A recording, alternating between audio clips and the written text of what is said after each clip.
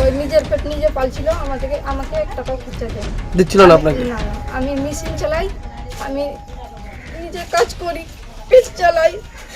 উত্তর দিনাজপুর জেলার গোয়ালপুকুর থানা এলাকার পাঁচিপাড়ায় এবার ধরা পড়ল এক পাকিস্তানি গুপ্তচর। বিশেষ সূত্রে খবর পেয়ে পশ্চিমবঙ্গ পুলিশের বিশেষ রাজ্য তদন্তকারী দল এসটিএফ অভিযান চালিয়ে তাকে গ্রেপ্তার করে। সম্প্রতি কোচবিহারের শামশেরগঞ্জ এলাকা থেকে 3 জনকে গ্রেপ্তার করে এসটিএফ, যাদের মধ্যে একজনের বাড়ি বাংলাদেশের। তাদের সূত্র ধরে প্রকাশ্যে আসে গোয়ালপুকুরের দেওনা গ্রামের জামাই শফিকুলের নাম। স্থানীয় পরিবার সূত্রে জানা গেছে, প্রায় 12 বছর আগে কলকাতার বাসিন্দা হিসেবে পরিচয় দিয়ে দেওনা গ্রামের বাসিন্দা সাকিনাকে বিয়ে করেছিলেন শফিকুল। পেশায় তিনি ছিলেন কাপড়ের ফেরিওয়ালা। তবে মাঝে মধ্যে পাঁজিপাড়া এলাকায় তাকে দেখা গেলেও তিনি প্রকৃতপক্ষে কী কাজ করতেন তা প্রতিবেশীদের কাছে অস্পষ্ট ছিল। এমনকি গ্রামবাসীর একাংশের দাবি, শফিকুল আসলে একজন বাংলাদেশি নাগরিক। দীর্ঘদিন ধরে তিনি পরিবারের কোনো খোঁজ খবর নিতেন না বলে জানান তার স্ত্রী সকিনা। তিনি বলেন, গত প্রায় 2 বছর ধরে স্বামী বাড়ি আসেননি এবং কোনো সংসার খরচ পাঠাতেন না। 3 সন্তানকে মানুষ করতে সাকিনা নিজেই সেলাইয়ের কাজ করে সংসার চালাতেন। স্বামী যে গোপনে পাকিস্তানি গুপ্তচর বৃত্তির মতন দেশবিরোধী কাজের সঙ্গে যুক্ত তা ঘুণাক্ষরেও টের পাননি বলে দাবি করেছেন সাকিনা। বলছি, কালকে রাতে পুলিশ আসছিল বাড়িতে? কি কি হলো? স্বামীকে নিয়ে আসছিল? হ্যাঁ, আমার স্বামীকে কি কি হয়েছে কালকে রাতে? রাতে ও আসছিল, নিয়ে দেখাই সাইন টাইন করে নিয়ে গেল। স্বামীকে নিয়ে গেল? বলছি, আপনার স্বামীকে যে পাকিস্তানে কিছু তথ্য পাচারের জন্য গ্রেপ্তার করা হয়েছে, এটা শুনছেন? এটা না শুনে এমনি আপনার স্বামী কি কাজ করতো?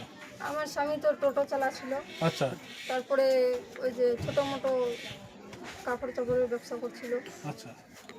ওই নিজের পেট নিজে পালছিল, আমাকে 1 টাকাও খরচা দেয় না। দিচ্ছিল না আপনাকে? না, আমি মেশিন চালাই, আমি নিজে কাজ করি, পেট চালাই।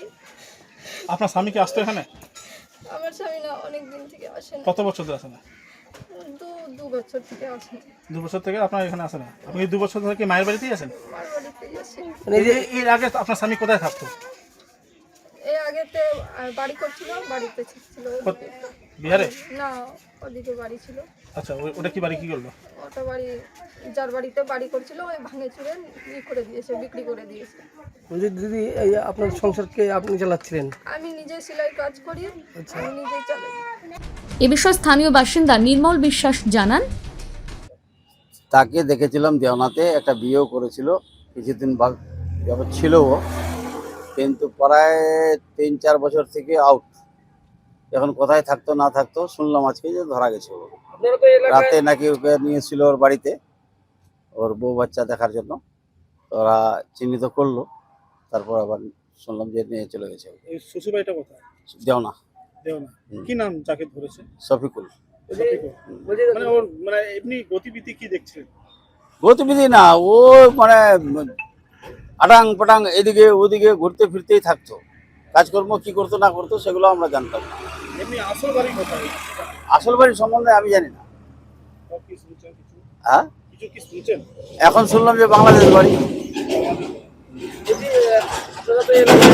দীর্ঘদিন শাসক ছিলেন, হ্যাঁ হ্যাঁ, প্রধান দায়িত্ব ছিলেন, কোনো গতিবিধি দেখেননি কিরকম, মানে স্বভাব এলাকায়? ও যে কি কাজ করতো, কি ব্যবসা করতো না করতো এগুলার পিছনে তো আমরা ঘুরিনি, আমরা জানিও না। এলাকায় ছদ্মবেশী থেকে এতদিন ধরে তিনি কি কি তথ্য সংগ্রহ করেছেন এবং এই চক্রের সঙ্গে আর কারা যুক্ত রয়েছে তা খতিয়ে দেখতে অভিযুক্ত শফিকুলকে জিজ্ঞাসাবাদ করছেন এসটিএফ এর আধিকারিকরা। উত্তর দিনাজপুর থেকে অনুপ জেসওয়ালের প্রতিবেদন, নিউজ টুডে।